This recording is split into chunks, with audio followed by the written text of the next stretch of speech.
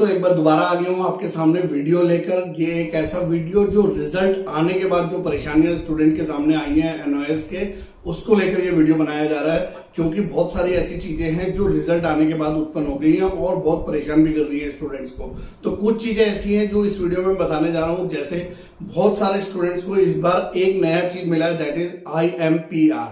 कई स्टूडेंट्स को NC मिला है, कई स्टूडेंट्स को SYC मिला है, कई स्टूडेंट्स को SYCP मिला है। तो क्या है ये चीजें और इससे क्या प्रभाव पड़ता है उनके रिजल्ट पे।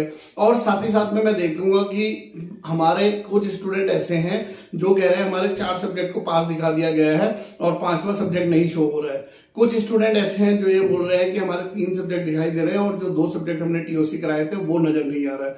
और कुछ स्टूडेंट का तो कहना यहां तक है कि हमारे उसमें तो सॉरी लिखा हुआ आ रहा है कि this roll number not found, यानी कि ये रोल नंबर है ही नहीं। तो क्या है ये सारी चीजें आज के इस वीडियो में बताऊंगा। क्योंकि अगर रिजल्ट आया है और आप में से कोई भी ऐसे स्टूडेंट है जिसको इनमें से किसी कोई एक समस्या हुई है, तो ध्यान से देखिए इस वीडियो को और सारी चीजों को समझिए ताकि आपको भी पता चल सके क्या क्या चीजें यहाँ पे हैं और क्या इसका निष्कर्ष निकलता है। तो चलिए स्टूडेंट स्टार्ट करते हैं। नमस्कार दोस्तों, मैं हूं दीपक सिंह गुसाई, मैं हूं एनओएस एक्सपर्ट और हमारा ये जो चैनल है VCIC गुरुजी, इसमें हम इस तरीके के सारे एनालिसिस, अपडेट और जानकारी एनओएस के स्टूडेंट को लेकर आते रहते हैं। आप में से कोई भी पहली बार आए हो तो जल्दी से हमारे इस चैनल को सब्सक्राइब कर लीजिएगा। जी हाँ, स्टार्ट करते हैं आज की बात। आज की बात में सबसे पहले बात करते हैं रिजल्ट का। अगर जो आपका क्लास 10th और 12th का रिजल्ट आया है और उस रिजल्ट में आपको मिला है IMPR, अब बहुत से स्टूडेंट परेशान हो रहे हैं कि मेरे तो 7 सब्जेक्ट हैं या मेरे 6 सब्जेक्ट हैं और उसमें पास दिखा रहा है, सभी सब्जेक्ट में P आया है, लेकिन उसके बाद भी नीचे IMPR दिखा रहा है। तो ये क्या हो गया मेरे साथ में और अब आगे इसका प्रभाव क्या होगा। तो सबसे पहले तो मैं जो स्टूडेंट को IMPR बोला है उनको मैं बताना चाहता हूं कि सारी चीजें अपने दिमाग से निकाल दीजिए। आप बिल्कुल क्लियर पास हैं। क्या होता है IMPR? जो भी स्टूडेंट 5 सब्जेक्ट से ज्यादा सब्जेक्ट लेता है, यानी कि 6 सब्जेक्ट या 7 सब्जेक्ट लेता है और उसमें अगर वो पास भी हो जाता है तो उसमें उसको IMPR लिखाया जाता है। अब IMPR का जो फुल फॉर्म होता है उसका मतलब होता है कि pass and appear for the improvement additional, यानी कि आप पास तो हो गए हो, उसके अलावा 1 या 2 सब्जेक्ट को इन्होंने एडिशनल लिया हुआ है। यानी कि चिंता करने वाली कोई बात नहीं है कि आपकी मार्कशीट में जो है पास लिखा हुआ नहीं आएगा या जो है आपकी मार्कशीट इशू होगी या नहीं होगी। जिन भी स्टूडेंट को IMPR लिखा है 101% वो स्टूडेंट अपने रिजल्ट को चेक कर सकते हैं। उनके रिजल्ट में 5 से अधिक सब्जेक्ट जरूर होंगे, या तो 6 सब्जेक्ट होंगे या 7 सब्जेक्ट, चाहे वो पास हो चाहे फेल हो, लेकिन आपका जो है IMPR आने का तात्पर्य वही होता है। लेकिन IMPR का मतलब ये नहीं है कि आप पास नहीं हुए, आप पास हो चुके हैं और आपने इंप्रूवमेंट के लिए एडिशनल सब्जेक्ट लिए हैं, सिर्फ इसका मतलब यही होता है। दूसरा, कई स्टूडेंट को मिला है NC। अब NC क्या है? NC का मतलब है not computable, as the required data is not available for the calculation of result। यानी कि रिजल्ट को कैलकुलेशन करने के लिए जो रिक्वायर्ड डाटा जरूरी था वो अभी तक हमारे पास अवेलेबल नहीं है, इसलिए अभी आपका रिजल्ट नॉट कॉम्पिटेबल है। यानी कि अभी आपका जो है हमने कैलकुलेट ही नहीं करा है, यानी कि अभी आपके रिजल्ट में ना हम आपको पास डिक्लेयर कर रहे हैं ना ही फेल डिक्लेयर कर रहे हैं, अभी आपको NC की कैटेगरी में डाल दिया गया है। यानी कि जब वो डाटा अवेलेबल होगा, जो भी हो, चाहे वो TOC का डाटा हो, चाहे वो आपका TMA का डाटा हो या कोई प्रीवियस सब्जेक्ट्स के डाटा हो, जब वो अवेलेबल होगा तो ये NC में सुधार करके इसमें आपको P दे दिया जाएगा। यानी कि अगर आप पास हो रहे होंगे तो आपको कर दिया जाएगा। तो जो NC आया है जिनका, उनको ये सब समझना है कि कुछ डाटा अभी, ये गलती आपकी नहीं है, ये उनका अपना इंटरनल है कि उनके पास डाटा अवेलेबल नहीं हो पाया, चाहे वो स्टडी सेंटर से नहीं गया या रीजनल सेंटर से नहीं गया, हेड ऑफिस तक नहीं पहुंच पाया, इसलिए उनके पास डाटा रिक्वायर्ड नहीं था। तो उन्होंने इस वाले रोल नंबर को कैलकुलेट ही नहीं करा है, तो इसलिए आपको जो है NC दे दिया गया। फिर उसके बाद SYC आया। वो तो सभी लोग समझते हैं कि subject yet to be clear, अभी आपको जो है ये सब्जेक्ट में फेल कर दिया गया है। अच्छा, SYC ज्यादातर उन सब्जेक्ट्स का है जिनके सिंगल सब्जेक्ट्स के लिए अप्लाई किया था। अब वो स्टूडेंट परेशान हो रहे हैं कि बाकियों को प्रमोट कर दिया गया है, हमको SYC क्यों दिया है?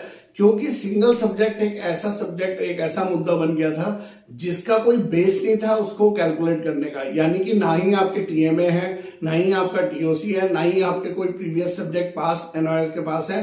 तो ऐसी स्थिति में सिंगल सब्जेक्ट वालों को नहीं छेड़ा गया है और उनको एसवाईसी दिया गया है, यानी subject yet to be clear. जब भी आगे एग्जाम होगा आपको एग्जाम देना पड़ेगा।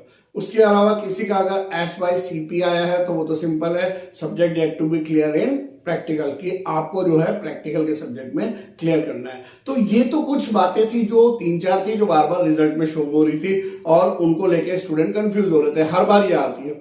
लेकिन अभी कुछ चीजें ऐसी हैं, जैसे मान लीजिए किसी स्टूडेंट के 4 सब्जेक्ट को पास दिखाया जा रहा है, पी पी पी पी, और रिजल्ट जहां पे दिखाना है पास वहां पे लिखा हुआ आ रहा है एक्स एक्स एक्स और एक्स। यानी कि ऐसी स्थिति क्या है? तो मैं आपको बता दूं, जब तक आपके नीचे रिजल्ट में पास लिखा हुआ नहीं आता है तब तक आप पास की कैटेगरी में नहीं आते हैं। आईएमपीआर को छोड़ के, आईएमपीआर तो पास ही माना जाता है। तो यहां पर आपको पास की कैटेगरी में नहीं आते हैं। अब आप परेशान हो रहे हैं कि ऐसा क्यों हुआ है कि मेरे 4 ही सब्जेक्ट शो कर रहा है, 5वां सब्जेक्ट क्यों नहीं शो कर रहा है। तो मैं आपको दावे के साथ बताता हूं, आप वो स्टूडेंट हैं जिन्होंने क्लास 10 पास करने के बाद डायरेक्ट कोई साल में गैप दिए 12th में एडमिशन ले लिया था, एडमिशन एनओएस ने आपको दे दिया था। लेकिन अभी क्योंकि आपके 2 साल पूरे नहीं हुए, अगर आप सही से कैलकुलेट करें, कई स्टूडेंट गलत कैलकुलेट करते हैं, वो उस ईयर से कैलकुलेट करना शुरू करते हैं जिस ईयर में उन्होंने एडमिशन लिया था क्लास 10 में। जी नहीं, जिस ईयर में आप पास होते हैं और आपको मार्कशीट इशू होती है उस ईयर से कैलकुलेट करना शुरू होता है और 2 साल आपके कंप्लीट होने चाहिए, तब आपको जो है एनओएस 5 सब्जेक्ट को अलाउड करता है। तो मेरे भाइयों, जिन भी स्टूडेंट्स को 4 सब्जेक्ट में पी दिखा रहा है और एक सब्जेक्ट उनका कहीं गायब हो गया है और उसको शो नहीं कर रहा है, नीचे एक्स एक्स आया है, तो आपको क्या करना है, आने वाले अक्टूबर मंथ में उस सब्जेक्ट की एग्जामिनेशन फीस देकर उस सब्जेक्ट को देना है। और हो सकता है कि आपको अक्टूबर में भी अलाउड ना करें, अगर आपके 2 साल कंप्लीट ना हो रहे हो तो फिर आपको अप्रैल 2022 में देना है। जी हाँ, क्योंकि कई स्टूडेंट ये बोल रहे हैं दिए तो हमने 5 सब्जेक्ट का था, एग्जामिनेशन फीस भी पेड करा था, लेकिन क्यों नहीं आया। तो उनकी समस्या यही होती है। इसके अलावा भी अगर प्रॉब्लम आपको समझ में नहीं आ रही है तो हमारे दिए गए नंबर पे आप संपर्क करिएगा, हम आपको पूरा एक्सप्लेन कर देंगे। फिर बहुत से स्टूडेंट ऐसे हैं जिनके रिजल्ट में 3 सब्जेक्ट पास दिखा रहा है और जो 2 टीओसी कराया था वो गायब है, वो दिखा ही नहीं रहा है। और उन 2 सब्जेक्ट ना दिखाने के कारण नीचे रिजल्ट में पास आने की जगह फिर एक्स एक्स एक्स आ गया है। तो ऐसे स्टूडेंट को मैं बताऊं, वो स्टूडेंट से अगर बात हो रही है तो कह रहे सर हमने तो अपना टीओसी ढंग से भरा है, फिर हमने जो है अपनी जो है मार्कशीट भी सबमिट कर दी थी, तो फिर हमारा क्यों आया, हमारा तो ओरिजिनल मार्कशीट भी सबमिट हुआ था। तो देखो मैं बताऊं, अगर आपका जो है टीओसी वाले सब्जेक्ट आपके रिजल्ट में नहीं दिखा रहा है तो 2 मेजर कारण हो सकते हैं। सबसे पहला तो वही कि अगर आपने ओरिजिनल की फेल मार्कशीट अभी तक सबमिट ही नहीं करी है तो फिर वो जो है आपको टीओसी नहीं मिलेगा। अगर आपने जो है डीजी लॉकर वाली मार्कशीट सबमिट करी है तो भी नहीं मिलेगा। आप जब तक ओरिजिनल हार्ड कॉपी जो है वहां पर सबमिट नहीं करेंगे तब तक आपको टीओसी नहीं मिलेगा। दूसरा चीज, अगर आपने हार्ड कॉपी सबमिट करा है उसके बाद भी आपका टीओसी के नंबर अपडेट नहीं हुए हैं तो उसका कारण ये होता है कि आपने जो हार्ड कॉपी सबमिट करा है वो लेट करा है। जिस दौरान करना था उस दौरान वो टाइम पीरियड चला गया और आपके जो है आगे वो फॉर्म बिना मार्कशीट के आगे बढ़ गया। मार्कशीट तो अभी पड़ी है आपकी, चाहे रीजनल सेंटर में है चाहे हेडक्वार्टर में है, लेकिन यहाँ पे कैलकुलेट नहीं करी गई है। क्यों? क्योंकि आपने लेट सबमिट करा था। और जब भी आप लेट सबमिट करते हो, चाहे वो रीजनल सेंटर एक्सेप्ट जरूर कर लेता है, लेकिन वहां पे आपको टीओसी की लेट फीस सबमिट करानी पड़ती है जो 550 रुपीज पर सब्जेक्ट होती है। अगर 2 सब्जेक्ट है तो 1100 रुपए आपको जो है ऑनलाइन सबमिट करने पड़ते हैं। किसी स्टडी सेंटर, किसी रीजनल सेंटर को नहीं देना पड़ता है, ऑनलाइन वो सबमिट होती है और वो स्लिप निकलती है। स्लिप के साथ में वो ओरिजिनल फेल मार्कशीट सबमिट होती है।